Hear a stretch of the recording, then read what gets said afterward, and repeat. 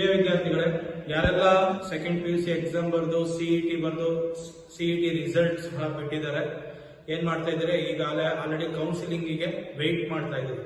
Counselling ಇನ್ನೂ time ಇರೋದ್ರಿಂದ ನೀವೇನ್ ಮಾಡ್ಬೇಕಾಗುತ್ತೆ, ಫಸ್ಟ್ ಸಿಇಟಿ KEA ವೆಬ್ಸೈಟ್ಗೆ ಹೋಗ್ಬಿಟ್ಟು ಸಿಇಟಿ ಬ್ರೋಚರ್ನ ಕ್ಲೀನ್ ಆಗಿ ಡೌನ್ಲೋಡ್ ಮಾಡಿಕೊಂಡು ಪ್ರತಿಯೊಂದು ಪೇಜ್ ಅಲ್ಲೂ ಏನೇನು ಇನ್ಸ್ಟ್ರಕ್ಷನ್ಸ್ ಕೊಟ್ಟಿದ್ದಾರೆ ಅದನ್ನೆಲ್ಲ ನೀವು ಓದ್ಬೇಕು. ಯಾಕೆಂದ್ರೆ ಅದ್ರಲ್ಲಿ ನಿಮ್ಗೆ ತುಂಬಾ ಇಂಪಾರ್ಟೆಂಟ್ ಪಾಯಿಂಟ್ಸ್ ಎಲ್ಲ ಸಿಗುತ್ತೆ. ಮೊದಲೇ ಆಗಿ ನೀವೇನ್ ನೋಡ್ಬೇಕು ಆ ಬ್ರೋಚರ್ಸ್ ಅಲ್ಲಿ ಅಂತಂದ್ರೆ ಕ್ಯಾಟಗರಿನ ಅಬ್ಸರ್ವ್ ಮಾಡಬೇಕು. ಅಂದ್ರೆ ಏನು, ಈಗ SC ಇರುತ್ತೆ, SC ಕನ್ನಡ ಇರುತ್ತೆ, SC ರೂರಲ್ ಇರುತ್ತೆ, SC ಜನರಲ್ ಅಂತ ಬರುತ್ತೆ, 2A general, 2A Kannada, 2A rural, ಈ ತರದೆಲ್ಲ ಕ್ಯಾಟಗರಿ ಬರುತ್ತೆ. ನಿಮ್ದು ನೀವು ಸಿಇಟಿ ಫಾರ್ಮ್ ಅಲ್ಲಿ ಹಾಕಿರೋದ್ರಲ್ಲಿ ಯಾವ ಕ್ಯಾಟಗರಿಗೆ ಬರುತ್ತೆ ಅಂತ ಹೇಳಿ ಅದನ್ನ ಫಸ್ಟ್ ನೀವು ಐಡೆಂಟಿಫೈ ಮಾಡಬೇಕು.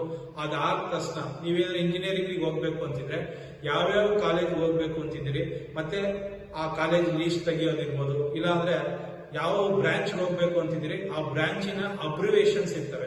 ಈಗ ಕಂಪ್ಯೂಟರ್ ಸೈನ್ಸ್ ನ ಶಾರ್ಟ್ ಫಾರ್ಮ್ ಅಲ್ಲಿ CS ಅಂತ ಕೊಟ್ಟಿರ್ತಾರೆ, EEE ಅಂತ ಇರ್ತವೆ, ಈ ತರದ್ದೆಲ್ಲ ಬ್ರಾಂಚಸ್ ಇರುತ್ತೆ. ಆ ಅಬ್ರಿವೇಷನ್ಸ್ ನೆಲ್ಲ ನೀವು ಫಸ್ಟ್ ಆ ಬ್ರೋಚರ್ ಅಲ್ಲಿ ಕ್ಲೀನ್ ಆಗಿ ಆ ಕೋಡ್ ಇರ್ತವೆ, ಕಾಲೇಜ್ ಕೋಡ್ ಇರ್ತದೆ, ಆ ಕೋಡ್ಗಳನ್ನ ಮತ್ತೆ ಆ ಫುಲ್ ಫಾರ್ಮ್ ನ ರೆಡಿ ಮಾಡ್ಕೋಬೇಕು. ಕೌನ್ಸಿಲಿಂಗ್ ಸ್ಟಾರ್ಟ್ ಆಗೋ ಅಷ್ಟೊತ್ತಿಗೆ ನೀವು ಇಷ್ಟೆಲ್ಲ ಪ್ರೊಸೀಜರ್ ನ ಮಾಡ್ತಾ ಬರ್ಬೇಕು.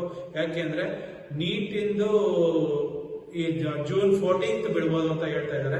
ನೀಟಿಂದ ರಿಸಲ್ಟ್ ಬಿಟ್ಟು ನೀಟಿಂದು ಕೌನ್ಸಿಲಿಂಗ್ ಒಂದು ರೌಂಡ್ ಆದ್ಮೇಲೆ ಏನಾಗುತ್ತೆ, ನಮ್ದು ಸಿಇಟಿ ಸ್ಟಾರ್ಟ್ ಆಗುತ್ತೆ. ಸಿಇಟಿ ಸ್ಟಾರ್ಟ್ ಆಗ್ಬೇಕು ಅಂದ್ರೆ ಹೇಳಿದ್ನಲ್ವಾ, ನೀಟಿಂದು ಒಂದು ರೌಂಡ್ ಕೌನ್ಸಿಲಿಂಗ್ ಆದ್ಮೇಲೆ ಸಿಇಟಿ ಸ್ಟಾರ್ಟ್ ಮಾಡೋದು. ಅವಾಗ ನಿಮ್ಗೆ ವೆರಿಫಿಕೇಶನ್ ಸ್ಲಿಪ್ ಅಂತ ಹೇಳಿ ಬಿಡ್ತಾರೆ. ಯಾರು KEA ವೆಬ್ಸೈಟ್ ಇಂದ ಸಿಇಟಿ ಸೆಲ್ ಇಂದ ನಿಮ್ಗೆ ಒಂದು ವೆರಿಫಿಕೇಶನ್ ಸ್ಲಿಪ್ ಅಂತ ಬಿಡ್ತಾರೆ. ಅದರಲ್ಲಿ ನಿಮ್ಗೆ ಒಂದು ಸೀಕ್ರೆಟ್ ಕೀ ಅಂತ ಹೇಳಿ ಕೊಡ್ತಾರೆ. ಆ ಸೀಕ್ರೆಟ್ ಕೀನ ನೀವು ಯಾರಿಗೂ ಕೊಡ್ಕೂಡ್ದು, ಅಪ್ ಟು ನೀವು ಜಾಯಿನ್ ಆಗೋವರೆಗೂ ಆ ಕೀನ ಕರೆಕ್ಟ್ ಆಗಿ ನೆನ್ಪಿಟ್ಕೋಬೇಕಾಗುತ್ತೆ. ಆ ಸೀಕ್ರೆಟ್ ಕೀ ಇದ್ರೇನೆ ನಿಮ್ಗೆ ಆಪ್ಷನ್ ಎಂಟ್ರಿ ಮಾಡ್ಲಿಕ್ಕೆ ಸಾಧ್ಯ. ಅಂದ್ರೆ ನೀವು ಕೌನ್ಸಿಲಿಂಗಿಗೆ ಯಾವ್ಯಾವ ಕಾಲೇಜು ಅಂತ ಸೇರ್ಬೇಕು ಅಂತ ಇರ್ತೀರಿ, ಅದ್ರ ಆಪ್ಷನ್ ಎಂಟ್ರಿ ಹಾಕ್ಬೇಕು ಅಂದ್ರೆ ಆ ಸೀಕ್ರೆಟ್ ಕೀ ಬೇಕೇ ಬೇಕು. ಆ ಸೀಕ್ರೆಟ್ ಕೀನ ಯಾರಿಗೂ ಕೊಡದಂಗೆ, ಯಾಕಂದ್ರೆ ಬೇರೆ ಯಾರಿಗಾನ ಮಿಸ್ಯೂಸ್ ಮಾಡೋ ಚಾನ್ಸಸ್ ಇರುತ್ತೆ.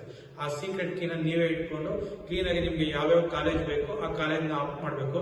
ನಿಮಗೆ ಗೊತ್ತಿದೆ ಅನ್ಕೊಂಡಿದ್ದೀನಿ, 3 ರೌಂಡ್ಸ್ ನಡೆಯುತ್ತೆ ಕೌನ್ಸಿಲಿಂಗ್.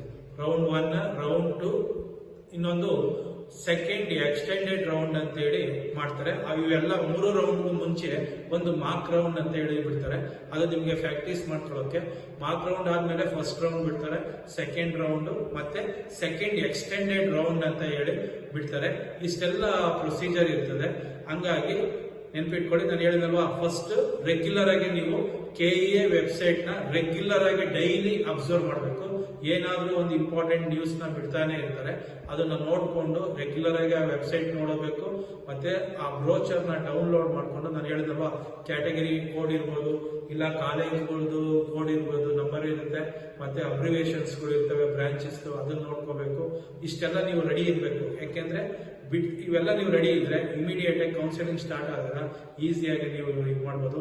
ನನ್ನ ಮುಂದಿನ ವಿಡಿಯೋದಲ್ಲಿ ಕೌನ್ಸಿಲಿಂಗಿಗೆ ಯಾವ ತರ ನಡೆಯುತ್ತೆ, ಅದಕ್ಕೆ ಯಾವ ರೌಂಡ್ ಅಲ್ಲಿ ಹೆಂಗೆ ನೀವು ಏನು ಆಪ್ಟ್ ಮಾಡಬೇಕು, ಮತ್ತೆ ಸೆಲೆಕ್ಷನ್ ಯಾವ ರೀತಿ ಮಾಡೋದು ಅನ್ನೋದನ್ನ ಮುಂದಿನ ವಿಡಿಯೋದಲ್ಲಿ ಹೇಳ್ತಾ ಹೋಗ್ತೀನಿ.